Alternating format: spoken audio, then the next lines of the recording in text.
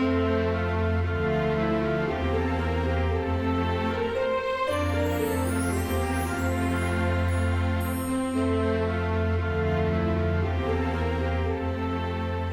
guys, it's Kelly here and I'm back with another video. Today's video is going to be featuring some new products from Erin Lee Creative. I used the Christmas greetings. They have stamps and then they also have hot foil. I used the accent die and then I'm using the mistletoe layers stencils. Before we get too far along, I did want to mention that she's having a sale. It's 20% off everything, including her newest release, which part of it actually just got released this past Friday. So all really new, really great stuff. There's also a couple of other sales going on.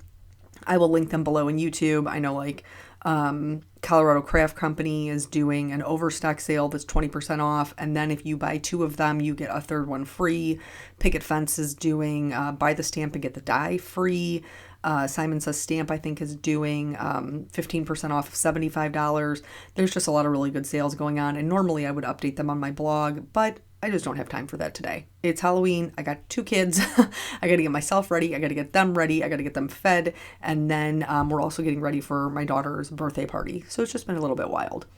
But I will link them below if you would like to support me. They are affiliate links, which means you don't get charged any extra, but I do get a percentage of the sale. And that helps me keep creating free content for you guys. So let's talk about what we're doing here. Here I've picked 2 distress colors for my mistletoe. I wanted to, this is after I die cut it, of course, and I totally love this die. I think it's just kind of a fun shape for something different. And you guys know I've been struggling with my mojo lately, and so I'm totally game for something different. But I just picked 2 colors of distress ink. You can use whatever ink you have. These are just the ones that I already had like foams pretty well seasoned for. And I know that I can color over them with my alcohol markers and not have any issues. I will be using my Copics today. And we will be getting a no-line coloring look without all the stresses of the no-line coloring.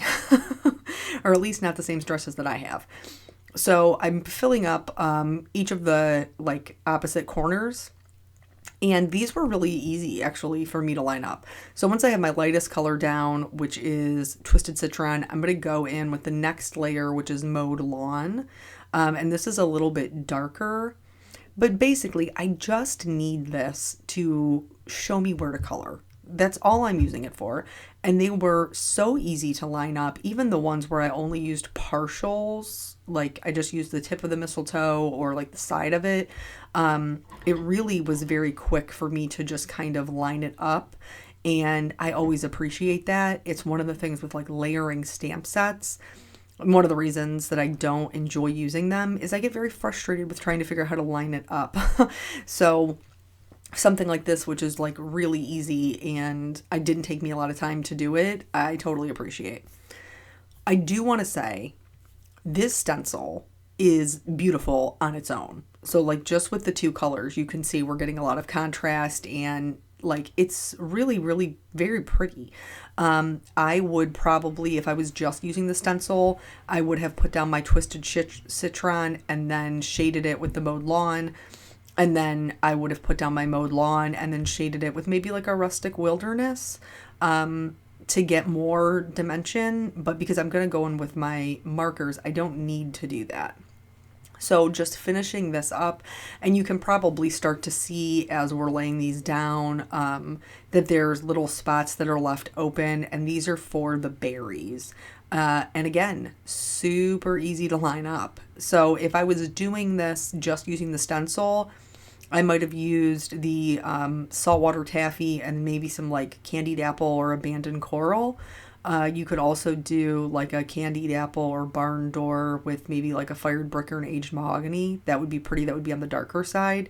But since I'm coloring over it, I'm just using the saltwater taffy to put down a base color. And all of my base colors I picked based on the lightest color that I would be using with my Copics. So I picked the Twisted Citron to match my YG03.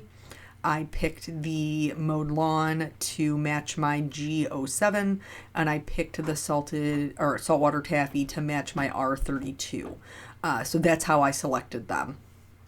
That way, if you would like to switch up your colors, maybe make it more of a blue-green mistletoe, or maybe make it a more of a like a richer color, like maybe a crushed olive. That way you could pick those based on that. Because I can't leave anything without the blue, a little bit of blue. But really, I just kind of wanted to bring in the recipient's viewing to the center of the card, and that's why I'm adding the shading around the edges, and I am using Salty Ocean for that. I just went right over my stenciled mistletoe and I didn't have any issues. It probably picked up like a smidge of green here and there, but nothing that was totally noticeable, and it certainly didn't spread.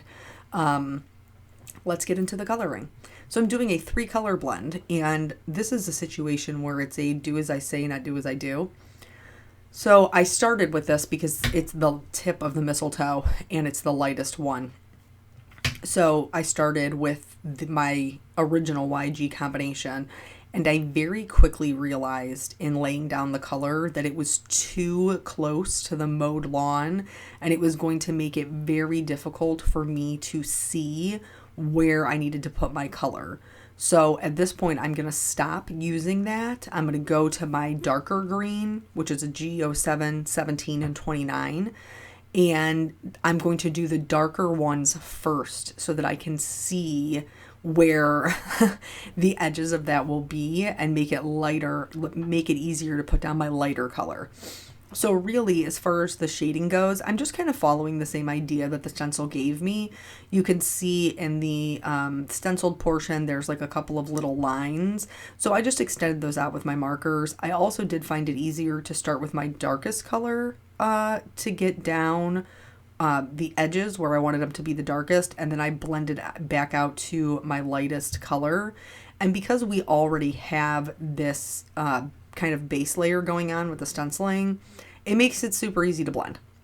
And now I'm just going to go in and kind of fix up my edges from the one I previously colored. And this is going to give us this like hand-drawn look, as if we sat here with our markers and drew this mistletoe ourselves, and with a ton of dimension and taking a ton of time. And it really didn't take us that long at all because we used a stencil for it. And so now I'm going to move on to the berries. For the berries, I did use 4 colors, and I know they're small, and 4 colors probably seems like overkill.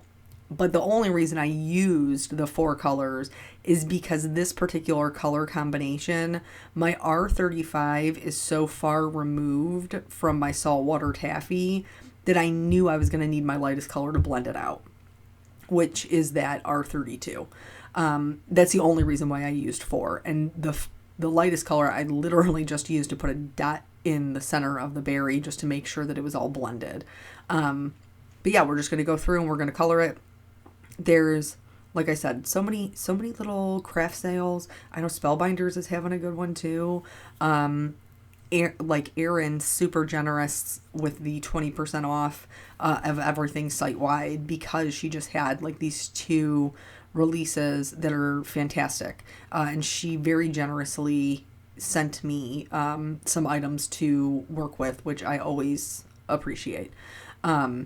So yeah, as far as Halloween goes, for some reason I had it in my mind. I don't know why I'm losing my mind. I had it in my head that it started at 8. Probably because that's like when the sun starts going down, but it actually ends at 8, not starts at 8. So it starts at 6. And I typically don't pick up Miss Caitlin from daycare until like 5:30. So I'm thinking that I'm probably going to have to get myself ready before I even go get her. So that way I can kind of have like dinner in the oven, get myself ready, go get her, and then like get her dressed, get Peanut dressed. We're going trick-or-treating with another one of his buddies in the neighborhood. And then my sister is also actually going to come over. She asked me, I don't know why she thought that I wouldn't want her to go, but I think maybe she just didn't want to step on anybody's toes. I'm not sure. But she called me and asked me if her and her boyfriend could come with us, could come see the kids in their costumes. And so I was like, yeah, of course you can. And then my mom and dad live in the same development, so we will see them as well. Eric's parents were going to come out and do the candy when they thought it started at 8. That was so my fault. But since it starts at 6, it makes it a little bit more challenging with some other things that they have going on. And so they probably aren't going to make it, which is sad, but we'll send them lots of pictures.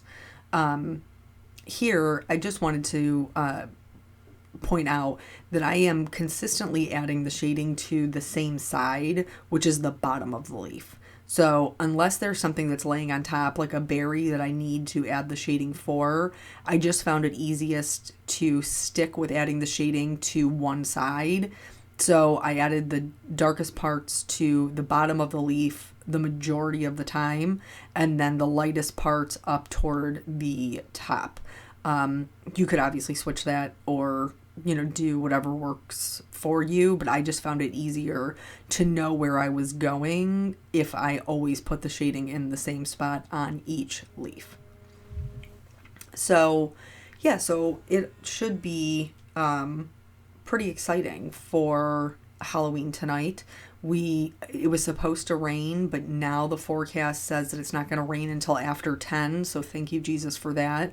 Because I was a little bit worried that, like, oh man, it's going to be, Caitlin's first year trick-or-treating and she's not even going to be able to go out because it's going to be raining and cold. But actually it seems like it's going to be okay. Not that it's going to be like balmy or anything. But definitely better than some of them. Like the years that it's super cold and it rains are the worst. Because see, my oldest child doesn't care. He doesn't care if we're freezing to death and we're wet and we're getting hypothermia. He just wants to keep going. Keep going, running door to door to door to door as he gets older. And I'm like, I don't have this level of commitment, man. Like I do not have this level of commitment to the trick-or-treating. And like, I remember when I was younger, like my, like going around trick-or-treating and like my parents bringing us like hot chocolate in the car because we were in like snowsuits and you couldn't even see, we were all, apparently Eskimos for Halloween because you couldn't even see our costumes because it was snowing and it was freezing. So I'm very grateful for the Halloweens when it's pretty mild and we don't all have to suffer the entirety of the time that we're walking the whole neighborhood. I'm also super grateful that I'm not pregnant this year. Last year when we went trick-or-treating, I was 4 days away from delivering Caitlin, which I obviously did not know at the time. I just knew that I was hugely pregnant and was so ready for her to arrive. But she, even after I walked the entirety of the neighborhood all night long, she still held out for another 4 days. Yeah, she's stubborn, that one. She gets it from her dad, I think. But so here, like, we're getting through most of it. I'm not going to show you the entirety of the other side of the coloring. I'm going to give you a second to look at them when it's, like, finished so you can see, like, side by side the difference. And it's so easy. Like, this is such an easy technique to get that no line coloring look. And I just really struggle with no line coloring because I like that bold black outline. I like my little security blanket. And especially like when they're laying on top of each other, it can get a little bit like, for me anyway. So I just love having the stencil kind of down there and I don't have to pay quite so much attention to like the outline because it's just solid color and I can color right over top of it. So this is the difference between the two.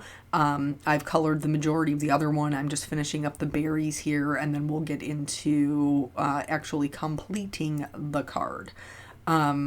Which, like I said, a little bit on the struggle bus with the mojo lately. Not really sure what's going on there. Hoping to just push through. We'll see how it goes. So here this is some pine cardstock from Hero Arts. I chose that as my background. And then I kind of played around with the orientation a little bit. I love these sentiments, these fancy little scripts. I think they're super pretty. I knew I wanted to use one of the larger ones, so I decided to go with Joy to the World. And I looked at them kind of back and forth to see. I ended up using a hot foil sentiment, but I wanted to show you, if you are a person who is not interested in hot foil or you don't have the means to purchase the machine, how you could get a similar look. So here I have, this is just Nina 80-pound solar white cardstock. I am treating with my anti-static tool, and I'm going to stamp this down with embossing ink. And then in order to get a similar look to the hot foil that I will be using, apparently I you know what, when I was making this card, I was also talking to my sister, and I probably didn't even realize that I had already inked up with one. So then I also used Versamark. So, and then just because I wasn't sure about like what kind of sentiment I was doing, I did end up stamping it in black as well, just in case I didn't like the color version, which normally I don't do. Normally I'm not very indecisive, but for this one I wasn't sure.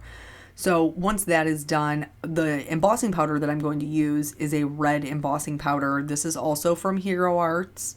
But any red that you have will do, but it will give you a similar look, maybe not as metallic because it's red, versus like a gold or a silver. I apologize. I think I was talking with my hands and just smacked the microphone. But like it will give you a similar look to the red that I was using just by using the embossing powder. And so I just like to give you another option because I'm a cheap chicken as well, and it took me a long time to decide that I was going to invest in my hot foil machine, and I actually asked for it as a gift for Christmas. So like I get it. If it's not something you want to get into, here is an alternative that you can use. And it will work just fine. But I'm going to use the hot foil. So this is my glimmer machine. I have it heating up. I am also using the white mirror cardstock from Erin Lee Creative, and I am using red Spellbinders foil. I'm going to let this sit on there, press the timer, wait until the timer says it's good. Obviously, I cut that so we didn't have to sit here for forever. I'm going to put my 2 plates on top. I'm going to run this through my Platinum 6 to apply the pressure, on top of the heat. And then here you can see the foiled sentiment. And I was actually showing my sister how cool it was. But then the hot foil has the coordinating die as well. So I'm going to just cut that out.